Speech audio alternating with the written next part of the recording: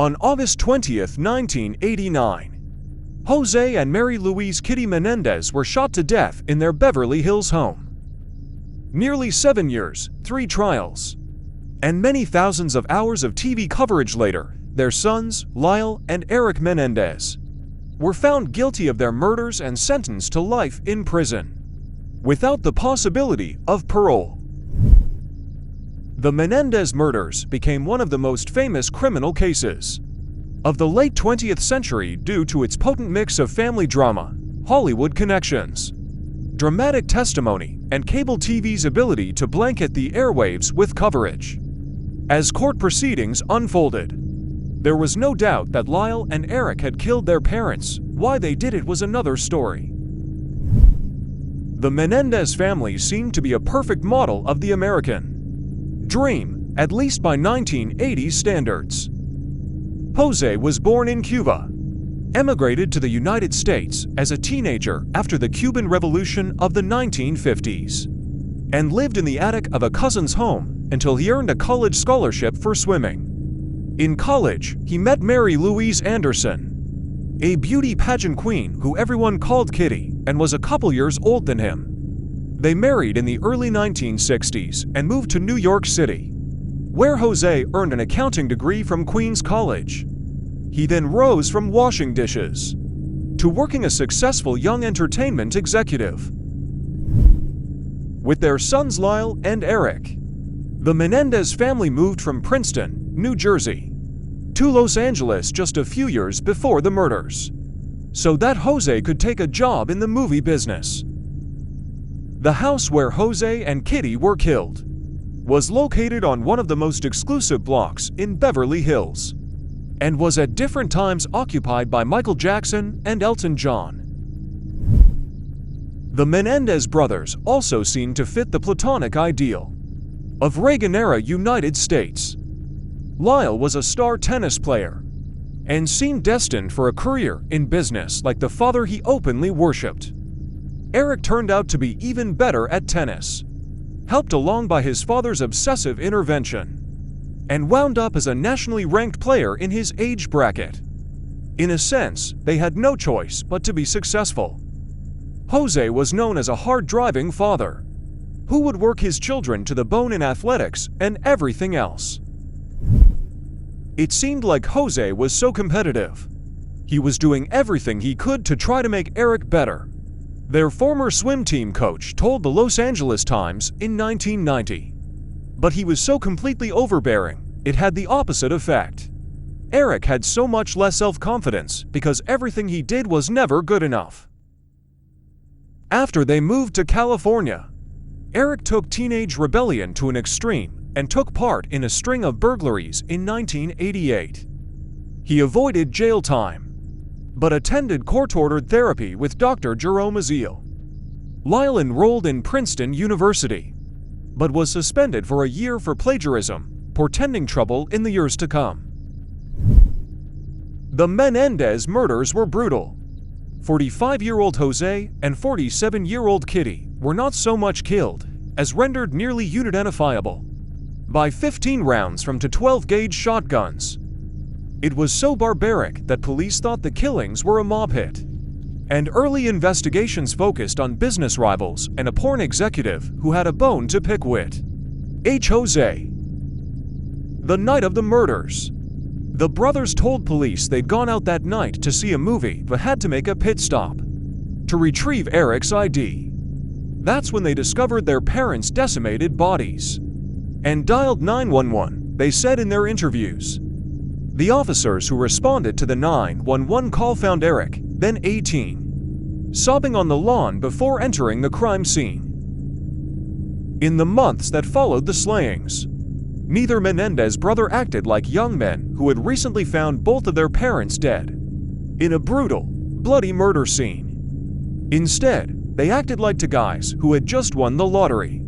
Jose was worth $14 million at the time of his death, and within 6 months, the brothers spent an estimated $700,000 of his fortune. Lyle, who was 21 at the time of the murders, purchased a Rolex, a Porsche, lots of clothing, and a restaurant back in Princeton. where he had been living before the murders. Eric was more practical, opting for a Jeep Wrangler, a $50,000 personal tennis coach, and a $40,000 investment in a rock concert that never happened.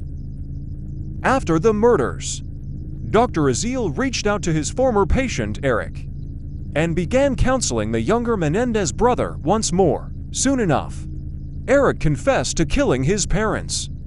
Aziel confided in Judalon Smythe, with whom he was having an extramarital affair. She would ultimately play a big part in the case. The therapy sessions continued, and Aziel ultimately got both Eric and Lyle on tape, confessing to the murders. Eric said they'd done it to put their mother out of her misery, while Lyle made it clear that they were both in on the crime. Smythe contacted the Beverly police to reveal that the Menendez brothers confessed to their parents' murder. She even had an audio tape of the confessions. Lyle was arrested on March 8, 1990. Eric, who was in Israel at the time for a tennis tournament, flew to Miami and then Los Angeles, where he turned himself into police on March 11th. Figuring out whether the tapes with the confessions fell under doctor-patient privilege or were admissible as evidence in court took 2 full years, with lawsuits and appeals flying back and forth between the prosecution and the Menendez's lawyers. Finally, the Supreme Court of California ruled that 2 of the 3 tapes were eligible to be used in the trial, including one that contained Lyle's admission of guilt. The trials began in 1993 with separate juries for each brother, and were broadcast on a relatively new cable network called Court TV, which was devoted to turning the legal system into a hybrid of entertainment and sporting event. The network carried not only the trials, but also endless hours of coverage before and after each day's proceedings. This helped fuel a national obsession with a case that had all the elements of a great primetime soap opera: a rich family torn apart by scandal, to handsome and mysterious young men, a grisly crime, and psychodrama galore. Inside the courtroom, prosecutors argued the Menendez brothers were after their inheritance, but Lyle and Eric said they killed in self-defense. They said their father hadn't just had high expectations and doled out emotional abuse. Eric's lawyer, Leslie Abramson, who became a star during the trial and worked alongside Lyle's lawyer Gerald Chalef, argued that the 2 were acting in self-defense after growing up in such a violent and traumatizing home. Lyle, who gave graphic testimony of his father's alleged behavior, also said he had confronted Jose about sexual assaulting Eric days before the murders, and he took his father's angry response as a death threat. The defense also attacked Kitty as a husk of a woman who struggled with alcoholism and drug addiction. The broken wife and useless mother, they said, was devastated by Jose's many affairs. The first trials lasted 6 months, and both resulted in hung juries, who were unable to agree on whether Lyle and Eric were guilty of murder or acting in their own self-defense. Immediately, it was announced that they would be retried together. The second trial took place in 1995 and was far less sensational, as Judge Stanley Weisberg did not allow TV cameras into the courthouse. The judge also ruled there was insufficient evidence that Jose had abused his sons, which was central to the defense's claim that the brothers had killed out of fear. Years later, a cousin of the Menendez brothers told ABC News that she believed Lyle was telling the truth about the sexual abuse because he'd told her similar things when he was a child. Oddly enough, Judalon Smythe testified for the defense during the second trial, insisting Dr. Aziel had manipulated the brothers into confessing. The effort fell short. Both Lyle and Eric were convicted of 2 counts of first-degree murder on March 21, 1996. They were sentenced to life without parole, each receiving 2 consecutive life terms that July. Each brother has gotten married in prison to women who aren't incarcerated. Eric married his pen pal Tammy Sackerman in 1999. She wrote a book about their relationship. They said we'd never make it, My Life with Eric Menendez, in 2005. Lyle got married Rebecca Sneed, a journalist turned attorney who he wed in 2003. Lyle told People in 2017 that he and Rebecca try to talk every day on the phone. Even now, 33 years since the murders first took place, the brothers' crime continues to fascinate and perplex. There have been multiple movies, miniseries, and documentaries about the murders, and it's been spoofed throughout the years as well.